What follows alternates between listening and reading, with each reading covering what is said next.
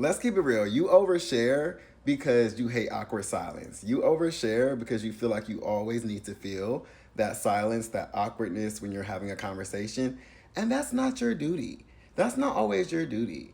I know for me, I feel like sometimes, like, because I'm such a vibrant person and people like hearing what I have to say, that I often feel like I need to be the person to feel the silence, to feel the void when I'm having a conversation or when I'm in a group, when we're discussing something. And that is not always your duty. You do not always need to bring the vibrance. You do not always need to bring the conversation. And honestly, the more you're quiet, and this is one thing I learned for myself, when the more you're silent, the more you get from people. The more you are allowing someone else to speak. You are allowing them to also contribute to the conversation.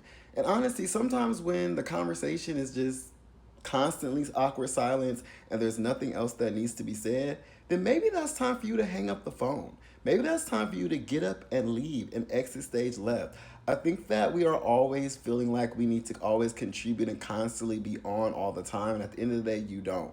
And this goes to friends, family, dating, everything. Even when you're hanging out with a friend, sometimes it's the end of the night, the conversation's starting to get weird because you're trying to force conversation.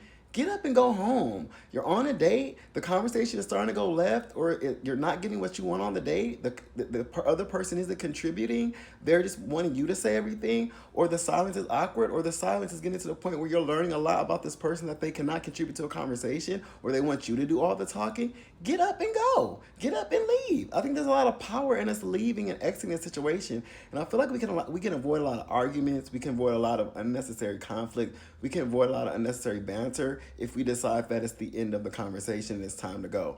I think a lot of friendships can be saved. A lot of family dynamics and family conversations can be a lot better if we just learn that the conversation is done. We said enough. We contributed enough. It's ending on a positive note, or it's ending on a good note. I don't need to contribute anymore. I'm done exhausting my social battery. And it's not my job to always fill the silence. Because I feel like when we try to fill that silence, that's when we overshare. That's when we provide information we don't need to provide. That's when someone is still getting more nuggets out of us they honestly a lot of the times don't deserve. So just some food for thought to think about when you overshare, or when you feel like you need to fill a void or feel silence in a conversation. Don't.